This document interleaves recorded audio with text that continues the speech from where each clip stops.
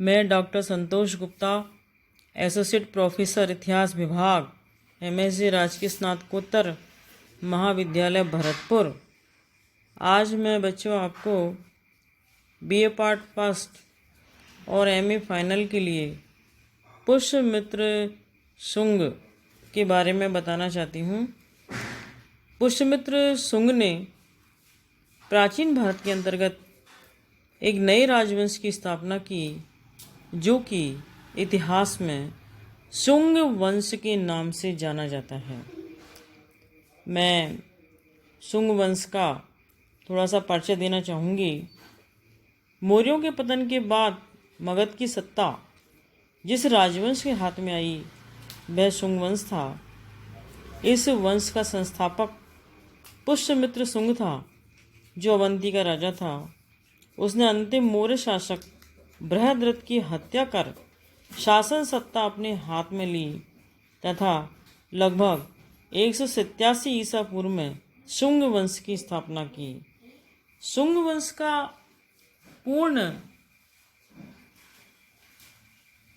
का पूर्ण राज्यकाल 112 वर्ष माना जाता है। अब मैं आपको जो शुंग वंश है उसकी जानकारी के जो स्रोत हैं उनके बारे में बताना चाहूँगी। बच्चों, जो शुंग वंश है उसकी जानकारी के हमें दो प्रकार के स्रोत प्राप्त होते हैं। पहला साहित्यिक स्रोत है और दूसरा पुरातात्विक स्रोत है। साहित्यिक स्रोतों में सबसे पहले पुराण है और पुराणों में मत्स्य पुराण, वायु, ब्रह्मांड पुराण विशेष रूप से उल्लेखनीय हैं। पुराणों से पता चलता है कि पुष्यमित्र शुंग वंश का संस्थापक था। पारिचर मत्स्य पुराण के विवरण को प्रामाणिक मानते हैं। इसके अनुसार पुष्यमित्र ने 36 वर्षों तक शासन किया था।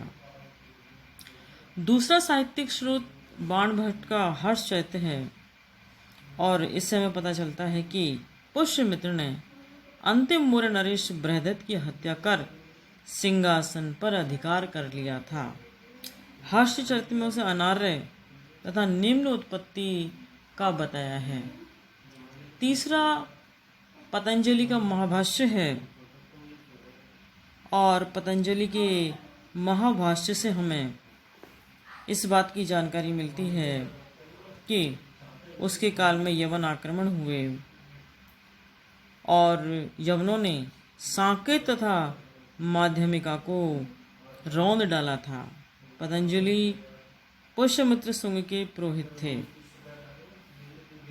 दूसरा, इसके बाद हमें अन्य साहित्यिक स्रोत के रूप में गार्गी संहिता है और इस गार्गी संहिता, जो कि युग पुराण खंड में यवन आक्रमण का उल्लेख मिलता है, यहाँ बताया गया है कि यवन आक्रांता साकेत, पांचाल, मथुरा को जीतते हुए कुसुम ध्वज यानी पाटलिपुत्र के निकट जा पहुँचे थे। नेक्स्ट है कालिदास का मालविकाग्नि मित्र। ये नाटक है और इसमें शुंगकालीन राजनीतिक गतिविधियों का ज्ञान प्राप्त होता है। इसके अलावा हमें यवन आक्रमणों का उल्लेख मिलता है, जिसमें अग्निमित्र के पुत्र वसुमित्र ने सिंधु नदी के दाहिने किनारे पर यवनों को पराजित किया था। इसके अलावा हरिवंश पुराण है और इस ग्रंथ में पुष्यमित्र की ओर परोक्ष रूप से संकेत किया गया है। उसे औदिभज्य यानी अचानक प्रस्फुटित होने वाला कहा गया है। इसमें इस व्यक्ति को सेनानी तथा काश्यप गोत्रीय ब्राह्मण कहा गया है। इसके अलावा मेरुतुंग की थेरावली है और जिसमें उसके द्वारा 30 वर्षों तक राज्य करना बताया गया है। मेरुतुंग का समय 14वीं शताब्दी का है और इसलिए उसमें विवरण को विश्वसनीय नहीं माना जाता है। नेक्स्ट है बौद्ध ग्रंथ दिव्यावदान। दिव्यावदान में पुष्यमित्र को मौर्य वंश का अंतिम शासक बताया गया है तथा उसका चित्रण बौद्ध धर्म के संहारक के रूप में किया गया है, किंतु ये विवरण विश्वसनीय नहीं है। इसके बाद ये अपने सारे साहित्यिक स्रोत हुए और दूसरा है पुरातात्विक स्रोत जो कि बहुत ही महत्वपूर्ण है। इसमें पहला है धनदेव का अयोध्याभिलेख, और धनदेव के अयोध्याभिलेख से हमें इस बात की जानकारी मिलती है कि पुष्यमित्र शुंग ने 2 अश्वमेध यज्ञ किए थे। दूसरा है बेसनगर का लेख, यह यवन राजदूत हेलियोडोरस का है तथा गरुड़ स्तंभ के ऊपर खुदा हुआ है। इसके मध्य भारत के भागवत धर्म की लोकप्रियता सूचित होती है। तीसरा है भरुत का लेख, यह भरुत स्तूप की एक वैष्णी पर खुदा हुआ है। इससे पता चलता है कि यह स्तूप शुंग कालीन रचना है। खारवेल का हाथी गुम्फा अभिलेख से भी हमें जो पुष्यमित्र है उसके बारे में जानकारी प्राप्त होती है, लेकिन इसमें हमें कोई विश्वसनीय सूचना प्राप्त नहीं होती है। इस तरह से हमें इसकी जो जानकारी है उसके ये 2 स्रोत साहित्यिक और पुरातात्विक प्राप्त होते हैं। नेक्स्ट है शुंगों की उत्पत्ति। ये जो शुंग हैं उनकी उत्पत्ति किस प्रकार से हुई, इस बारे में हमें विभिन्न विद्वानों के विभिन्न मत प्राप्त होते हैं। दिव्यावदान में उल्लेख मिलता है कि पुष्यमित्र शुंग मौर्यवंशी ही था और शुंग शासकों के नाम के अंत में मित्र शब्द जुड़े होने से हरिप्रसाद शास्त्री ने इन्हें ईरानी बताया है, क्योंकि ईरान का मित्र के साथ विशेष संबंध है। मित्र यानी सूर्य के साथ विशेष संबंध है, लेकिन इस मत को सही नहीं माना जा सकता। केपी जायसवाल ने पुष्यमित्र को मौर्यों के राज पुरोहित का पुत्र बताया है और पतंजलि के महाभाष्य में पुष्यमित्र को भारद्वाज गोत्रीय ब्राह्मण बताया गया है तथा पतंजलि स्वयं पुष्यमित्र के राज पुरोहित थे। इस तरह शुंगों की नीति ब्राह्मणों के अनुकूल थी, इसलिए शुंगों को ब्राह्मण मानना अधिक सही प्रतीत होता है। अब पुष्यमित्र शुंग।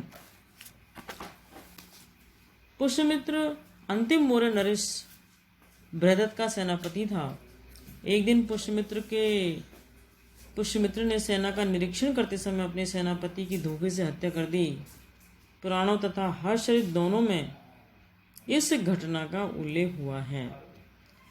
पुराण, हर्षचरित तथा मालविकाग्निमित्र सभी में पुष्यमित्र के लिए सेनानी अर्थात सेनापति की उपाधि का ही प्रयोग मिलता है, जबकि उसके पुत्र अग्निमित्र को राजा बताया गया है। सभी साधन उसके इतिहास का प्रारंभिक सैनिक जीवन से ही बताते हैं और इस तरह से हमें इस बात का उल्लेख मिलता है कि जो हर्षचरित है उसमें अनार्य सेनानी पुष्यमित्र ने सेना दिखाने के बहाने अपनी प्रज्ञा दुर्बल स्वामी बृहदत्त की हत्या कर दी। इस प्रकार का उल्लेख हमें प्राप्त होता है। पुष्यमित्र शुंग ने 2 अश्वमेध यज्ञ किए। इसे प्राचीन भारत में राज सत्ता का प्रतीक माना गया था। इसी से स्पष्ट होता है कि उसने राज्यभार ग्रहण किया था। जहाँ तक सेनानी की उपाधि का प्रश्न है, ऐसा लगता है कि दीर्घकाल तक मौर्यों की सेना का सेनापति होने के कारण पुष्यमित्र की ख्याति इसी रूप में अधिक थी अतः राजा बन जाने के बाद भी उसने अपनी यह उपाधि बनाए रखी और अतः मात्र इसी आधार पर यह प्रतिपादित करना उचित नहीं होगा कि उसने कभी कोई राजत्व प्राप्त नहीं किया था। परवर्ती मौर्यों के निर्बल शासन में मगध का प्रशासन तंत्र शिथिल पड़ गया था तथा देश को आंतरिक एवं बाहरी संकटों का खतरा था। ऐसी विकट परिस्थितियों में पुष्यमित्र सुंग ने मगध साम्राज्य पर अपना अधिकार जमाकर जहां एक ओर यवनों के आक्रमण से देश की रक्षा की, वहीं दूसरी ओर देश में शांति और व्यवस्था की स्थापना कर वैदिक धर्म एवं आदर्शों की, जो अशोक के काल में उपक्षित हो गए थे, पुनः प्रतिष्ठा की। यही उनकी महानता का रहस्य है और इसी कारण उसका काल वैदिक प्रतिक्रिया अथवा वैदिक पुनर्जागरण का काल भी कहा जाता है। पुष्यमित्र शुंग के शासनकाल में जो महत्वपूर्ण घटनाएं घटित हुई, उनका जो उल्लेख है वो संक्षिप्त में इस प्रकार किया जा सकता है। विदर्भ युद्ध, इस घटना का उल्लेख मालविकाग्नि मित्र में हुआ है। विदर्भ राज्य को यज्ञसेन और माधवसेन दोनों के अंतर्गत बांट दिया गया था। और दूसरा है यवन आक्रमण। पुष्यमित्र शुंग के शासनकाल की सर्वप्रमुख घटना यवनों के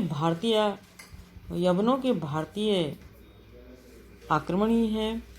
विभिन्न साक्ष्यों से पता चलता है कि यवन आक्रमणकारी बिना किसी अवरोध के पाटलिपुत्र के अत्यंत निकट आ पहुँचे थे। इस आक्रमण की चर्चा हमें पतंजलि के महाभाष्य, गार्गी संहिता, कालिदास के मालविकाग्नि मित्र नाटक में हुई है। पतंजलि पुष्यमित्र के राजपुरोहित थे और अपने महाभाष्य में उन्होंने यवनों के साकेत पर आक्रमण, उनके द्वारा माध्यमिकाएं चित्तौड़ पर आक्रमण किए जाने का उल्लेख किया है। नेक्स्ट, अश्वमेध यज्ञ। धनदेव की अयोध्या अभिलेख में हमें पुष्यमित्र शुंग के द्वारा 2 अश्वमेध यज्ञ करने का उल्लेख मिलता है। मालविकाग्नि मित्र के अनुसार पुष्यमित्र ने अश्वमेध यज्ञ के अश्व की रक्षा का भार अपने पौत्र वसुमित्र को सौंपा था। इसके बाद हमें पुष्यमित्र का जो साम्राज्य था वो कहाँ तक फैला हुआ था। पुष्यमित्र की राजधानी पाटलिपुत्र थी। वह मौर्य साम्राज्य के मध्यवर्ती भाग को सुरक्षित रख सकने में सफल रहा।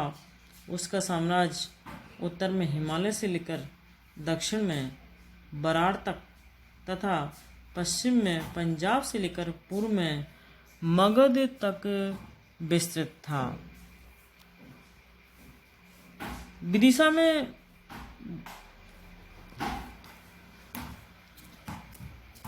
उसके साम्राज्य में अयोध्या तथा विदिशा निश्चित रूप से सम्मिलित थे। अयोध्या के लेख में पुष्यमित्र का उल्लेख मिलता है। विदिशा में उसका पुत्र अग्निमित्र शासन करता था। मालविकाग्नि के अनुसार विदर्भ का राज्य उसके अधीन था। देव्यावदान तथा तारानाथ के विवरण के अनुसार जालंधर तथा सियालकोट पर भी उसका अधिकार था। नेक्स्ट है प्रशासन। पुष्यमित्र की शासन व्यवस्था के विषय में हमें ज़्यादा जानकारी नहीं मिलती। लगता है कि उसने मौर्य प्रशासन के स्वरूप को ही बनाए रखा। मनुस्मृति के आधार पर यह कहा जा सकता है कि सम्राट अपनी देवी उत्पत्ति में विश्वास करता था। के.पी. जायसवाल का विचार है कि मनु ने राजा की देवी उत्पत्ति का सिद्धांत पुष्यमित्र के ब्राह्मण साम्राज्य का समर्थन करने के उद्देश्य से ही प्रतिपादित किया था। वायुपुराण के अनुसार पुष्यमित्र ने अपने पुत्रों को साम्राज्य के विभिन्न क्षेत्रों में सह शासक नियुक्त कर रखा था। जैसे उसका पुत्र अग्निमित्र विदिशा का उपराजा था। धार्मिक नीति। दिव्यावदान में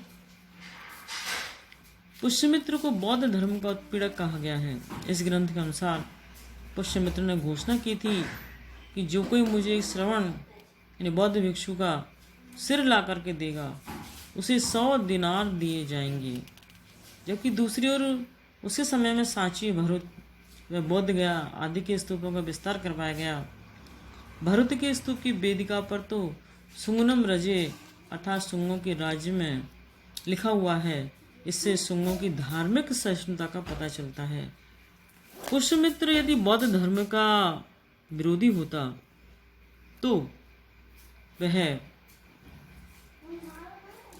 सांची, भरुच इनके अंतर्गत जो बौद्ध स्तूप हैं उनका निर्माण नहीं करता। पुष्यमित्र स्वयं ब्राह्मण था तथा उसके द्वारा बौद्धों के विरोध का कारण धार्मिक नहीं होकर राजनैतिक रहा होगा।